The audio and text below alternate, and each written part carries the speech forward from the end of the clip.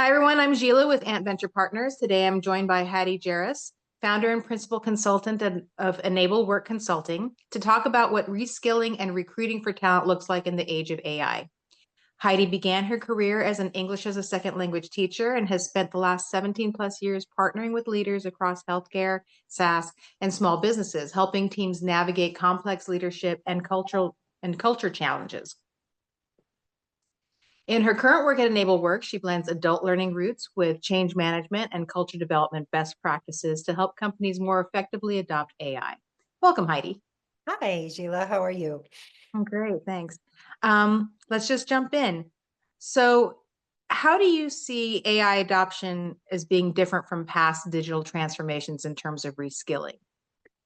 Yeah, I think of them as two very different things. I think of AI as much more a complete restructuring of the way work will be done, more so than it is just a technology-driven transformation. When you look at the impact and speed that AI changes and the development of the capabilities of AI is having, I think there are more moving parts than in your traditional digital transformation. And I think it affects more of the organization in that you're not just affecting a tech team or, a particular customer success team as you roll out a new CRM or whatever that might be.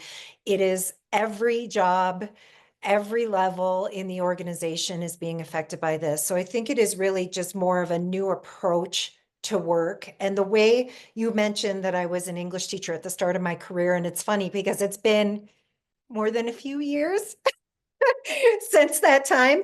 And it really, it keeps bringing me as I'm doing all of this AI work and talking with clients and reading about it, it is bringing me back to those days quite a lot because it is feeling like what it means to learn a new language. And it's like a new language of work where we can't really translate word for word what we're doing today with what things will look like in the future and just plug some AI in the middle of it. If you think about, when you're learning a new language, you really have to rewire how your brain is thinking in that language. You can't just translate in your head word for word. First, that's too slow.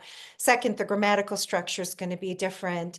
And any of us who were around for like Google Translate's early versions can remember it just doesn't make sense when you try to translate that word for word. And so I see a lot of similarities with how AI is changing, particularly the types of skills that people are going to need, and how they're going to need to acquire those skills, I think is going to be different as well. So to me, it's more of a restructure and an upending of how we need to look at work and define work than it is just a transformation.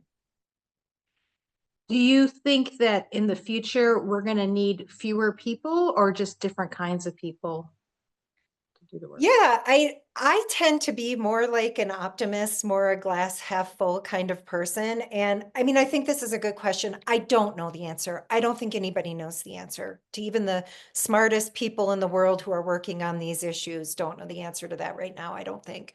But what I see is that we will still need people doing work, but to your point, it will be very different work than they'll be doing, and they'll be having to think about how they do their work differently. I think we're going to move farther and farther away from tactical jobs and tactical work, analyst type work, or all the things that AI can do for us.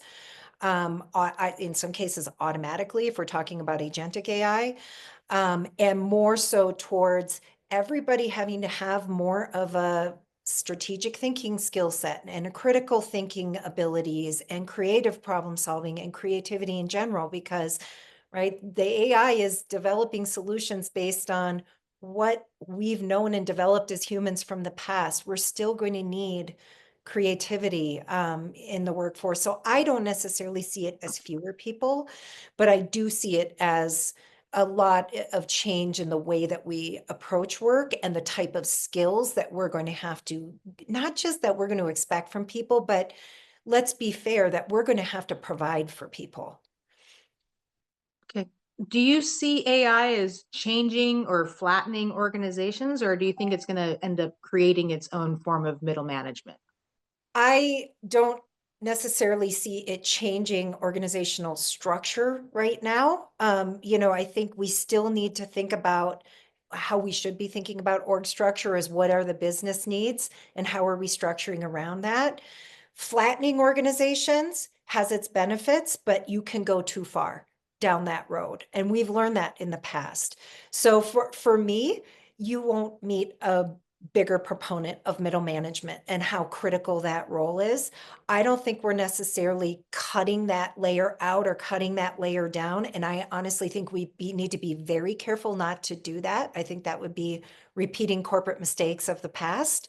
And instead, I think we need to look at that role of particularly the middle management roles, redefine them in a way that makes sense for what we need leaders to do in the age of AI, which is more on the side of helping people adapt, connect the strategic dots, connect with each other, connect with the AI in ways where you're kind of doing a human AI collaboration and enabling their teams, getting barriers out of the way, helping, coaching, developing, all of those things. I don't think the need for that goes away. I think it might actually increase now. And I just think we need to look at what our middle managers are doing more so than just eliminate the roles. So that I think it might change some structures, but I don't think we should be looking to eliminate those middle manager roles. I think we just be looking to redefine them. So within the organization, who do you think is going to be responsible for leading the reskilling? I mean, is it going to be the middle management, different business units, a tech team, HR? All of the above. I think everybody has their role, every team has their role because every team has a unique skill set that lends to the full picture of AI adoption. To me, AI adoption is not just a technical endeavor. And I think if we get in that way of thinking, we run a lot of risk of investing a ton of money into technical tools and technical skill sets that we then don't adopt and actually get a return of investment on. So we need to think about it as not just a technical endeavor, but a very big people and culture endeavor. And so each of those groups and functions that you mentioned play a role. Like your executives in your tech team are going to play obviously a huge role in picking the technology and tools that you're going to use, gathering bottom-up feedback on that, incorporating that into what works well for the company, not just what's the coolest tool, but what works best for us, and presenting that, what are the capabilities? That's really heavy on the technical team. But I think where you start to get a people team leadership, I think you should invite the people team very early on because they can help with getting some of that feedback and starting to get a structure around adoption in place as a thought leader and a strategic leader. But we need people teams to help us with that culture. How do we get people to engage in this? How do we get adult learners to absorb all of this? How are we measuring the impact on people? How are we looking at the org structures that you mentioned? How are we redefining roles? So there's a huge lift for the people team in there, but equally big is the lift for the executive team that needs to give not just the financial funding, but the time investment, the investment of structure, the investment of commitment to make all of those teams successful. And again, those middle managers, they are going to be on the front lines with individuals helping with the change management, helping with the skill acquisition, really helping people find meaning in their work, continue to find meaning in their work, connect with each other. So everybody has a really important role there, but I do think it starts from that executive level commitment of we are not just going to pay lip service here and say, go do some AI, go incorporate it, go get us some results, but putting some real investment, particularly of time of staff behind it. So how do you feel we should be adjusting our approach to skill building? You touched upon it's a new language. Can you just elaborate on that and what other adjustments you think we need to be making? Yeah, I think What we need to be is really intentional and thoughtful about how we're incorporating AI into learning endeavors, because I think it can be right whenever we have big technology swings like this, that pendulum swings as well. We might overcorrect to say AI can do all of our learning development now. And there are some really cool tools out there. You're starting to see these like AI coaches who will kind of look through, if you give them permissions, there's privacy and governance issues around all of this, of course, but it will look through all of your communications and give you just-in-time coaching, give you suggestions on what to practice, help you reflect on your learning. All of these things are going to be available and are already coming to pass. But we have to remember that human evolution isn't as fast as AI evolution. And our brains still work the way our brains work. So we have to be sure that we're incorporating the things that work for people to learn in there as well. Peer learning is really powerful for that. Practice and habit building is really important for that as well. And self-reflection is really important for that. So I think we're going to see better incorporation of learning into daily work. I hope we do through AI tools, but I think we also need to make sure that we're holding on to the things that work for human beings. So what do you see these new teams looking like with AI agents being part of the game? Yeah, I mean, another one of those, like, I really don't know. I do think there are smart people who do know better than me on this one. So, but I would say from what I'm seeing is you are, again, moving very much from that tactical work, particularly at the bottom levels or the lower levels of the organization, the front lines.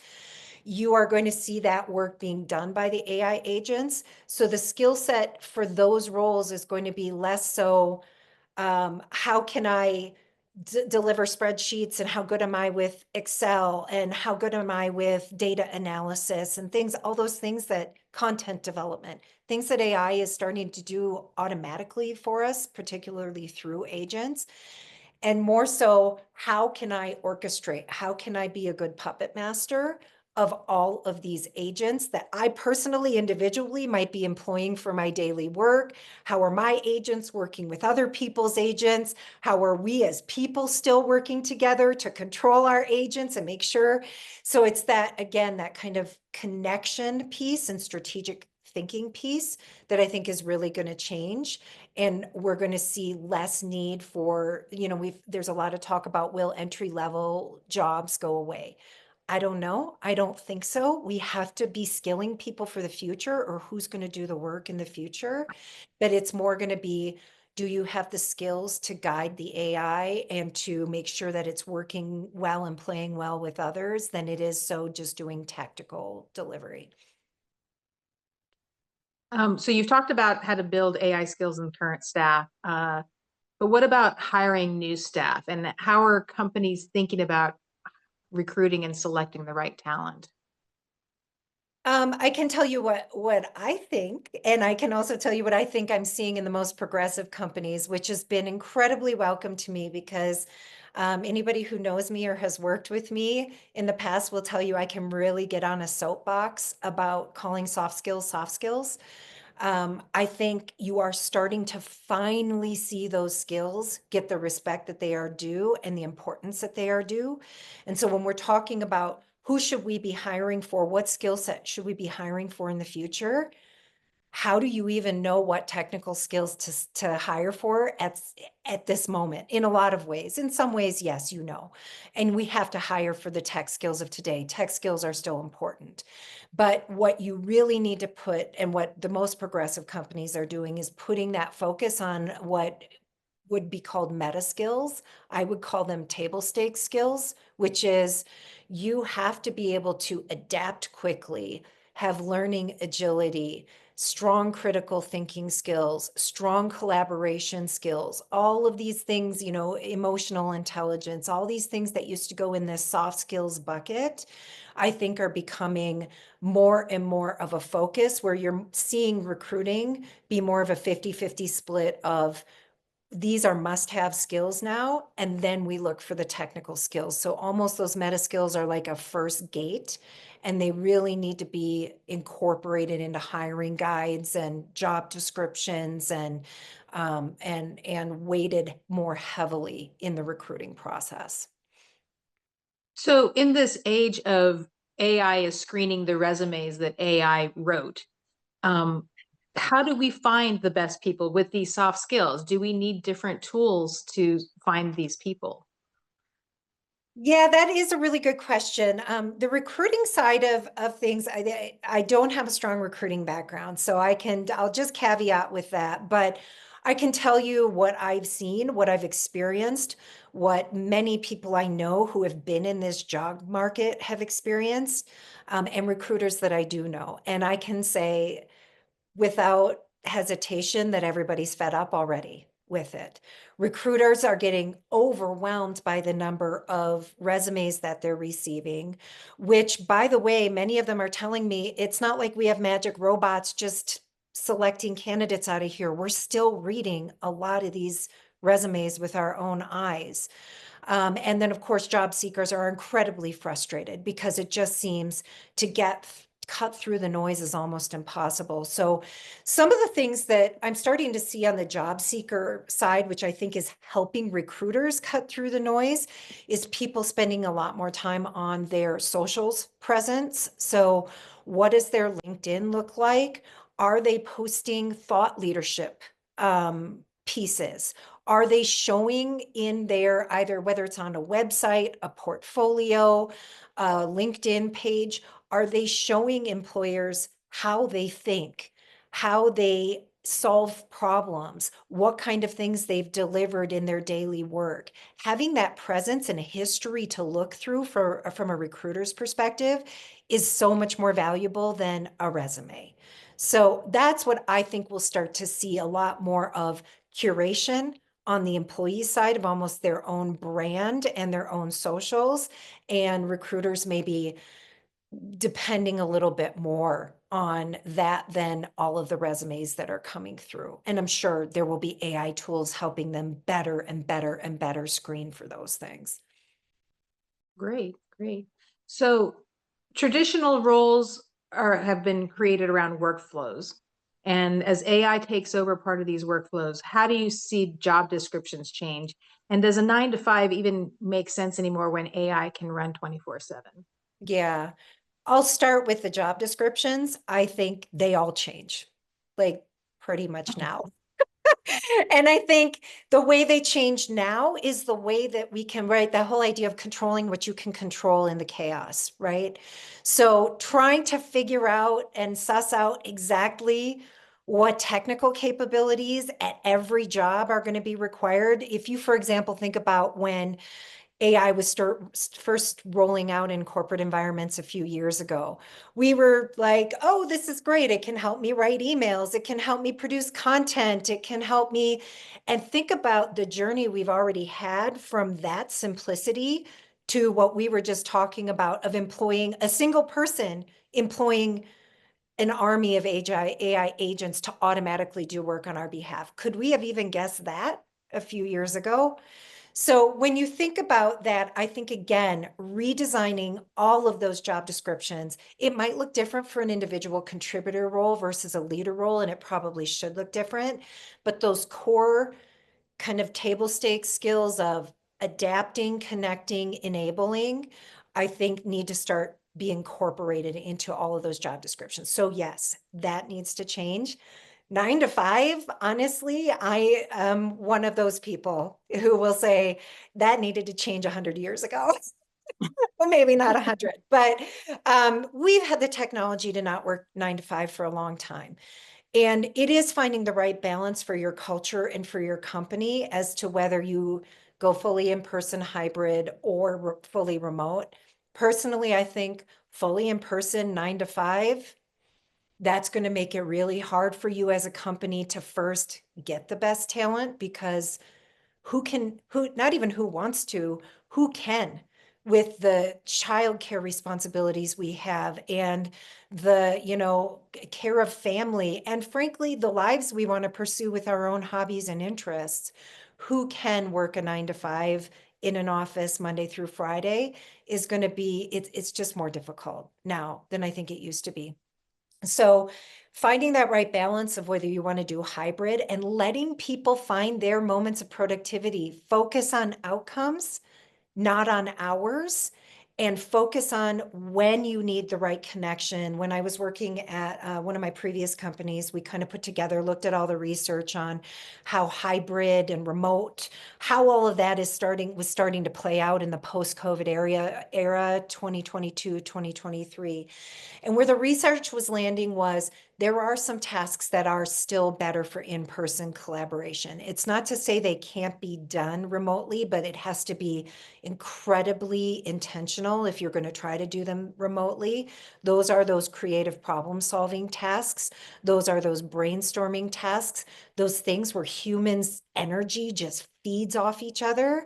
Still really good for in-person time. But there are also huge creativity and innovation benefits for people having self-reflection time that is quiet and outside of the workplace. So I think hybrid is where most of this is going, but I also think that you can build the right structures to do all of that well remotely. Great. So we're trying to ask this common question among all of our panelists. What is one way you see work changing in the next year? If we come One back in way. October of So 2026, you're forcing everybody to just pick one, right? pick one big change that you see. One big change. I think it's what we've talked about with kind of this move from tactical work being done by more tactical work being done by AI and people needing to be the puppet masters of the AI and have the skills, the strategic thinking skills, the critical thinking skills. All of that is a big change. I think if you'll let me add a second, the governance around all of that and the ethics around all of that is really important too. So when we talk about like what is a really key role for senior leadership executive teams, it's not so much giving mandates to people. I think we need to let people flourish and roll their ideas from the bottom up. That's worked really well for innovation for a while. But giving that governance and those ethical boundaries, I think we're going to see a lot more clarity around that in the next year from a lot of companies. And we're going to see this huge shift from looking for tactical skill sets to looking for strategic skill sets. Okay. And one final question. Yep. With all of these changes and everything else that companies need to do and make, what are some concrete steps that you feel companies can implement right now? Yeah, I mean, I think the first thing is how do you get your arms around all of this? How do you kind of move from overwhelm to action? And for me, it's finding whatever kind of methodology or structure that works for you. I think of it because something that where my brain is always going is, and after being in HR for many years, you deal with a lot of chaos. How can we create structure in the chaos? So my brain has gone to sort of like a 4 Ps steps to AI adoption, which is first picking the tools that you're going to use, presenting them and training people on their capabilities and general AI skill sets that people need, prompt engineering, whatever that looks like, agentic AI. Then moving into the more the people and culture side of things, because those two things are more the technical side of things. The people and culture side is then getting people competent and capable through practice and experimentation. So that would be the third P of practice. And finally, the fourth is produce or production, which is when you start to operationalize, people are comfortable, confident with the technology. And now we're putting more rigor around business measurements so that we can see what our return on investment is, how these innovations are having an effect on our bottom line and that sort of thing. So depending on where you are in those Ps, so for example, let's start with pick. If you still are looking into what tools you are going to invest in, I would say a concrete action to take is find a way to get feedback from the line. What is going to help the people who are face to face with customers every day, who are doing the day-to-day work? Where are their pain points? What are their needs? Some companies are doing this, companies with budgets. I was just talking to a technical resource that works at a Fortune 500 where their approach was, we're going to buy a bunch of different coding tech, let a bunch of different teams try it out, get the feedback, and then we're going to choose which tool was best for our teams based on that. If you don't have that kind of budget, you might think about trying to elicit that feedback through surveys and focus groups, which again, your people team should be able to help you with. If you have already picked your tools and now you're like, okay, it's time to roll them out and we want to get people trained on them, again, get that people team involved where you can get your people, like your L&D people, instructional design people, involved in creating something that creates excitement and buy-in and curiosity and engagement, maybe doing like department level road shows so that you're showing department by department what these tools might be able to do, and then doing a really quick follow to that present P with practice. And here's one of the reasons I say that. A piece of research that I saw from Gartner recently just stood out to me as such an important flashpoint for AI adoption, which is after companies present these tools to their employees, there is this huge spike in usage of the tools. People are curious, they think it's cool. That's like an enormous win from a change management perspective. It's really hard to get people to get excited about a change like this, right? And then what's happening right after that is a huge nosedive in usage, because once people go back to their day-to-day, they have their day-to-day pressures. If there's no structure or plan in place at the team level for having those people practice this, get comfortable with it, start playing with it in their daily work, have a little fun with it, then your usage goes down, your adoption goes down, and your return on investment therefore goes down. So that practice phase, I think workshops is a really good way to do that at the team level. And at the same time, having an enterprise plan for hackathons and other enterprise level things that supports teams to drive that practice. And then as you get to the end of that practice and people are feeling comfortable, that's when I think you start to put the business metrics, get more rigor around that. And that's when you move to produce, which is, okay, we've had our creative time, we've had our time getting people comfortable. Now we need to really show that we're driving results with our AI tools. So that's how I would look at it. Great. Thank you so much, Heidi. This has been very informative. If anyone wants to reach out to Heidi with more questions, she welcomes it. And thank you for your time. Yeah, this was great. Thanks so much for having me. It was really fun.